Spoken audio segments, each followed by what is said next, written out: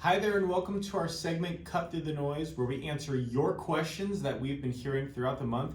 Today we're talking about Dogecoin, stocks at all-time highs, the San Diego housing market, and commodity prices. Stay tuned.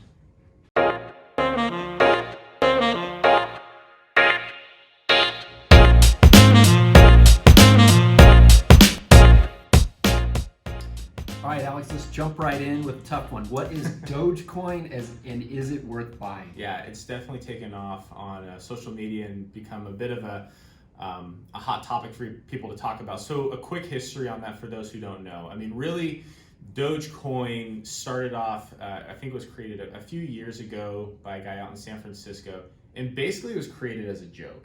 All right, he created it as a joke. Let's invest in it. Yeah, it's a Doge it's a meme. It's of a Shiba Inu dog, and I think we'll post a picture of that so people can see what we're talking about. But again, this whole meme cryptocurrency was created basically as a joke, and it's taken off. You'll have people like Elon Musk tweet about it, like buy Dogecoin or talk about it, and everyone just piles in. So a lot of people are like, should I be buying it? Is it worth buying it? I mean, there's a lot of people who are just becoming rich because the coin was so cheap. You could buy like $100 worth and get a bunch of coins, and then as the price takes off, now all of a sudden you're really racking up the growth. So I mean, again, when people talk about this, I think it goes all the way back to, listen, let's not get fancy here, let's go back to standard investment principles. Like do the right stuff, put 95% of your money in just the solid boring stuff that you might think is boring, then go ahead and have fun with the other 5%. I mean, it's totally fine. If you want to carve out, hey, I want to buy Dogecoin, I want to buy all these speculative assets, totally fine, but just understand what your investment philosophy is and principles going into it. Yeah, you could lose all this money very, very quickly. Yeah, and you wrote a good post on how to invest in speculative stocks. We'll post that as well. Absolutely.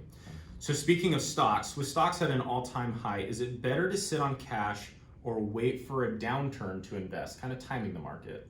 Yeah, I mean, stocks are at an all-time high, and that doesn't necessarily mean just because they're at an all-time high, the next cycle is downward. I mean, it could continue to go up.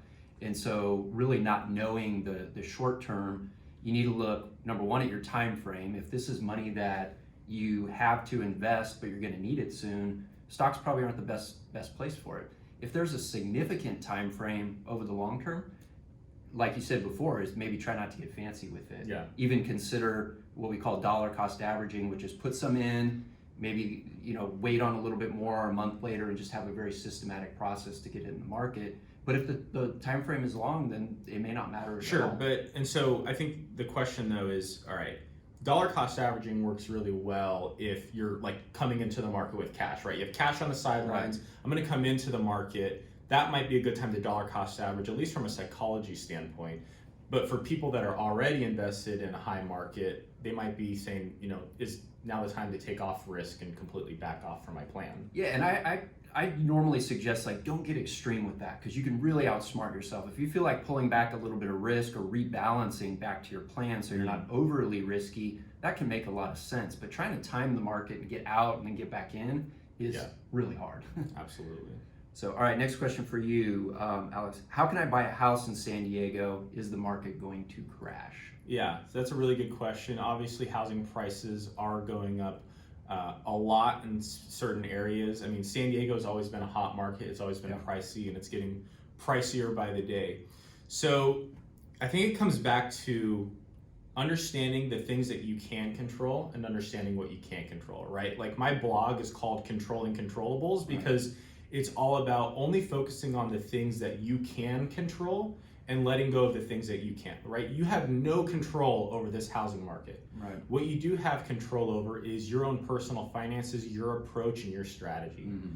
So you can't control those prices, but you can control just knowing your numbers cold.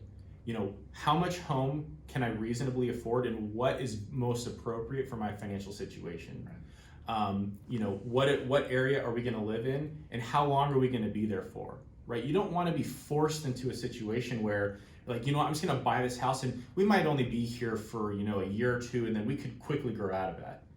That puts you in a really tight position where if you buy a house and you're planning on only being there for a short period of time, the market could correct right at the time that you need to sell, and that's just a bad place to be. And so as much as you can, I know everyone's situation is totally different, But if you can put yourself in a position of strength, have your finances lined up, and make sure you're not forced into a situation, get into some giant bidding war that you end up regretting later. I think that's really the key when things get crazy. Yeah, and you mentioned the setup and being prepared, and having a good real estate agent helps because they can help you with, okay, this type of offer may be best because it is a very competitive environment out there, and especially here in Southern California, but really across the nation. I've talked to 2 real estate agents in the last week, and they say, yeah, you do have to be ready, have everything buttoned up, and be ready to go. Absolutely. Well, speaking of housing and building houses, so what's going on with the huge increase in commodity prices, right? I think we're seeing lumber, like there's a lot of jokes going around, like,